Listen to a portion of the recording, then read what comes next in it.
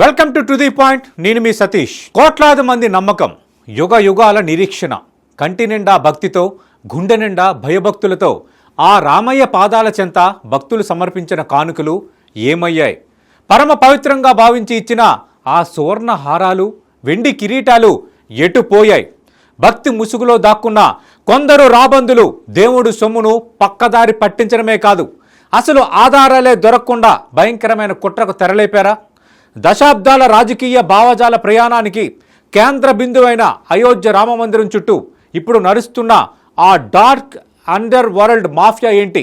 ఒకవైపు సిట్ దర్యాప్తు, మరోవైపు నేషనల్ మీడియా స్టింగ్ ఆపరేషన్ దేశాన్ని కుదిపేస్తుంటే ఇప్పుడు ఈ వివాదం నేరుగా ఢిల్లీ పీఠాన్ని, లక్నో సామ్రాజ్యాన్ని తాకింది.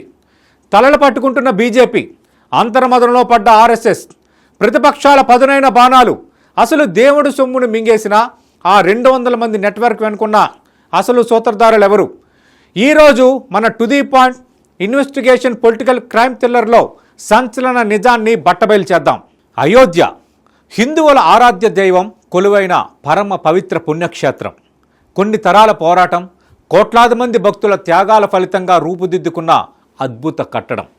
ఇక్కడికి వచ్చే భక్తులు తమ శక్తికి మించి స్వామివారికి బంగారం, వెండి కానుకలు సమర్పిస్తూ ఉంటారు. కానీ ఆ కానుకల వెనకాల ఒక నిశ్శబ్ద నేరం, ఒక వ్యవస్థీకృత క్రైమ్ సాగుతుందని ఎవ్వరూ ఊహించలేదు. ప్రత్యేక దర్యాప్తు బృందం అంటే సిట్ జరుపుతున్న విచారణలో ఒళ్ళు గగురు పొడిచే నిజాలు బయటకొస్తున్నాయి. భక్తులిచ్చిన బంగారు వస్తువులను, ఆభరణాలను నిందితులు గుట్టుచప్పుడు కాకుండా కరిగించేశారు. వాటిని నిగనగలాడే బంగారు బిస్కెట్లుగా మార్చేశారు. ఎందుకంటే ఆ ఆభరణాల మీద ఉండే డిజైన్లు కానీ, ముద్రలు కానీ ఉంటే రేపు పొద్దున్న దొరికిపోతామన్న భయం. ఆధారాలను పూర్తిగా నామరూపాలు లేకుండా తుడిచేయాలన్న పక్కా స్కెచ్తోనే ఈ దారుణానికి ఒడిగట్టారు.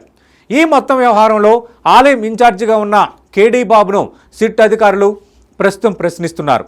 విలువైన కానుకలు అసలు ఎన్ని వచ్చాయి, వాటికి సంబంధించిన రికార్డులు ఎక్కడున్నాయి అంటూ లెక్కలు తేల్చాలని ఆదేశించారు. దేవుడి సొమ్మును దోచేసి వాటితో ఎక్కడైనా బినామీ పేర్లతో భూములు కొన్నారా, విలాసవంతమైన ఇల్లు కొనుగోలు చేశారా అనే కోణంలో ప్రతి అంగుళాన్ని జల్లెడ పడుతున్నారు అధికారులు. ఇక అక్రమార్కులు గత కొన్ని నెలలుగా జరిపిన ప్రతి ఆర్థిక లావాదేవీని, వారి బ్యాంక్ అకౌంట్లను సిట్ డేగ కన్నుతో పరిశీలిస్తోంది. అయితే ఈ కుట్ర కేవలం ఒకరిద్దరితో ముగిసింది కాదు. దీని వెనక ఏకంగా 200 మందితో కూడిన ఒక భారీ అండర్ గ్రౌండ్ నెట్వర్క్ పనిచేస్తుందని ప్రముఖ ఆంగ్ల టీవీ ఛానల్ టైమ్స్లో నిర్వహించిన స్టింగ్ ఆపరేషన్లో బట్టబయలైంది. ఈ స్కామ్లో ట్రస్ట్ ప్రధాన కార్యదర్శి పదవికి రాజీనామా చేసిన చంపత్ రాయ్తో పాటు కర్ణాటకకు చెందిన గోపాలరావు అనే వ్యక్తి అత్యంత కీలక పాత్ర పోషించాడన్న సంచలన నిజం ఇప్పుడు లీక్ అయింది. గోపాలరావు తనకున్న 200 మంది నెట్వర్క్తో ఆలయంలోని కానుకలను అత్యంత చాకచక్యంగా తస్కరించి వాటిని కర్ణాటకకు తరలించేవాడని, అక్కడ వీటన్నింటినీ కరిగించి బిస్కెట్లుగా మార్చేవారన్న సమాచారం ఇప్పుడు దేశాన్ని కుదిపేస్తోంది. ఈ నల్లధనం, నల్ల బంగారం వెనుక ఉన్న వాళ్లకు ప్రతి నెల పక్కాగా కమిషన్లు కూడా ముట్టజెప్పేవారట. దోపిడీ అంటే కేవలం బంగారం, వెండి అనుకుంటే పొరపాటే. వీళ్ళ కక్కుర్తికి హద్దులు లేకుండా పోయాయి. ముంబైకి చెందిన ఒక పెద్ద మనసున్న భక్తుడు తీవ్రమైన చలిలో ఆలయ సిబ్బంది ఇబ్బంది పడకూడదని 2 ట్రక్కుల నిండా స్వెట్టర్లను పంపిస్తే ట్రస్ట్ సీనియర్ సభ్యుడు అనిల్ మిశ్రా వాటిల నుంచి కేవలం 40 స్వెట్టర్లను మాత్రమే సిబ్బందికి ఇచ్చి మిగిలిన వేలాది స్వెట్టర్లను బహిరంగ మార్కెట్లో అమ్ముకొని సొమ్ము చేసుకున్నారన్న వార్త వింటే అసహ్యం వేయక మానదు. స్కామ్ బయటకు వచ్చి పదవికి రాజీనామా చేసిన చంపత్ రాయ్ ఇప్పటికీ తెర వెనుక అంతర్గత సమావేశాలు జరుపుతూ చక్రం తిప్పుతున్నారంటే వీళ్ళు వెనుకున్న శక్తులు ఎవరివి? మరో షాకింగ్ నిజం ఏంటంటే బంగారు కానుకలు ఇచ్చే భక్తుల నుండి ఈ కానుకల వినియోగంపై మాకు ఎలాంటి హక్కు ఉండదు అని ముందే హామీ పత్రాలు రాయించుకుంటూ ఒక లీగల్ షీల్డ్ ఏర్పాటు చేసుకున్నారంటే ఎంత పక్కాగా ప్లాన్ చేశారో అర్థం చేసుకోవచ్చు. కథ ఇక్కడతో అయిపోలేదు. ఈ స్క్రిప్ట్లో అసలైన ట్విస్ట్ కేంద్ర హోంశాఖ తీసుకున్న నిర్ణయం. రామ జన్మభూమి ట్రస్ట్ ఏర్పాటుకు సంబంధించిన పత్రాలను, వివరాలను ఇవ్వాలని సమాచార హక్కు చట్టం కింద ఒకరు దరఖాస్తు చేస్తే కేంద్ర హోంశాఖ ఆ దరఖాస్తును నిర్మోహమాటంగా తిరస్కరించింది. ఈ ట్రస్టుకు స్వతంత్ర ప్రతిపత్తి ఉందని, దీని ఆర్థిక వ్యవహారాల్లో కేంద్రానికి కానీ యూపీ ప్రభుత్వానికి కానీ ఎలాంటి సంబంధం లేదని చేతులు దులిపేసుకుంది. అంతేకాదు అందులో ఉన్న సమాచారం చాలా సున్నితమైందని, ఒకవేళ ఆ రికార్డులను పేర్లను బయటపెడితే సంబంధిత వ్యక్తుల ప్రాణాలకే ముప్పు వాటిల్లే ప్రమాదం ఉందంటూ కేంద్రం ఒక హెచ్చరిక జారీ చేయటం ఇప్పుడు తీవ్ర చర్చనీయాంశంగా మారింది. అసలు ఆ రికార్డులలో ఏముంది, ఎవరి పేర్లు బయటకు వస్తే ఎవరి ప్రాణాలకు ముప్పు వస్తుంది, ఇదొక ఛేదించలేని మిస్టరీగా మారుతోంది. అయోధ్యలో ఈ రగడ ఇలా సాగుతుండగానే ఇటు హిమాలయాల అంచున ఉన్న మరో పవిత్ర పుణ్యక్షేత్రం బద్రీనాథ్ ఆలయంలోనూ సరిగ్గా ఇలాంటి దోపిడీయే జరిగిందన్న ఆరోపణలు గుప్పుమన్నాయి. Badri Kedar temple committee chairman Hemant Dwivedi వ్యక్తిగత కార్యదర్శిగా చలామణి అవుతున్న ఒక ఉద్యోగి భక్తులు సమర్పించిన కానుకలను నగదును భారీగా కాజేశాడంటూ భైరవ్ సేన్ సంఘటన అనే సంస్థ నేరుగా టెంపుల్ కమిటీ సీఈఓకి ఫిర్యాదు చేసింది. ప్రస్తుతం సాగుతున్న చార్ధామ్ యాత్రలో కేవలం బద్రీనాథ్ కేదార్నాథ్ ఆలయాలకే భక్తులు దాదాపు 70 కోట్ల విలువైన కానుకలు సమర్పించారు.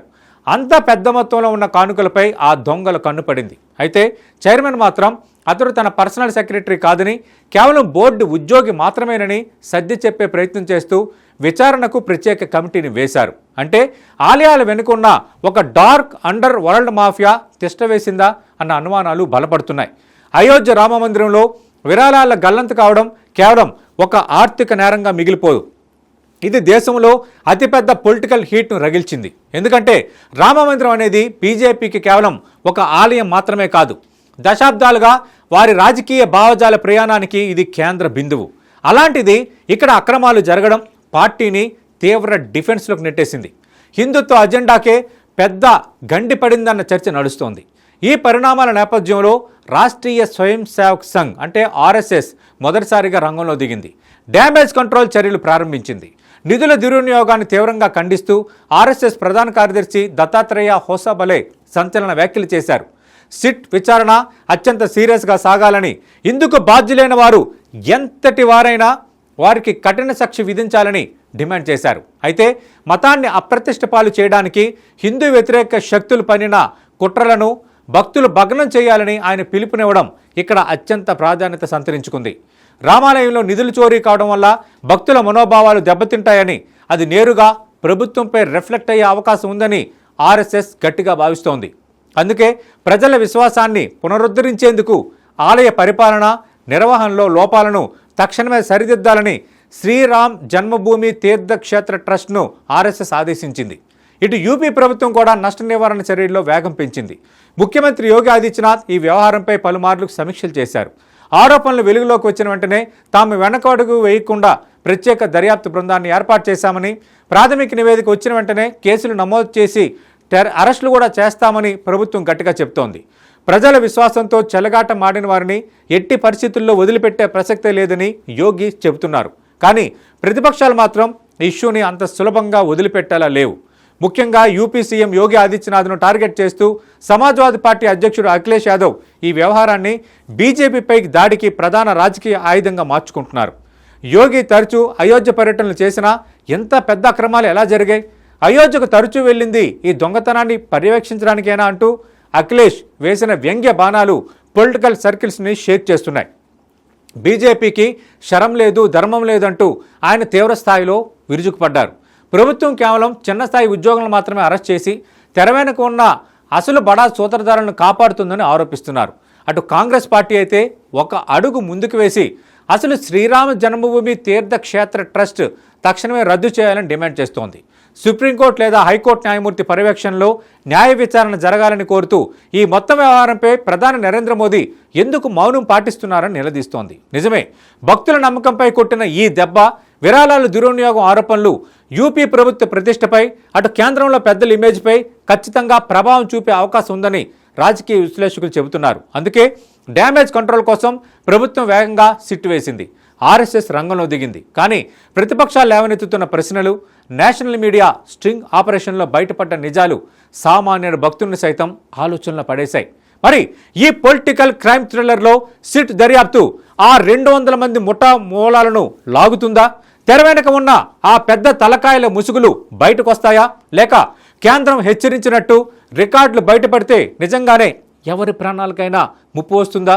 రాబోయే రోజుల్లో ఎలాంటి రాజకీయ భూకంపాలు రాబోతున్నాయి మనం వేచి చూడాలి. ఇది వాటి టు ది పాయింట్.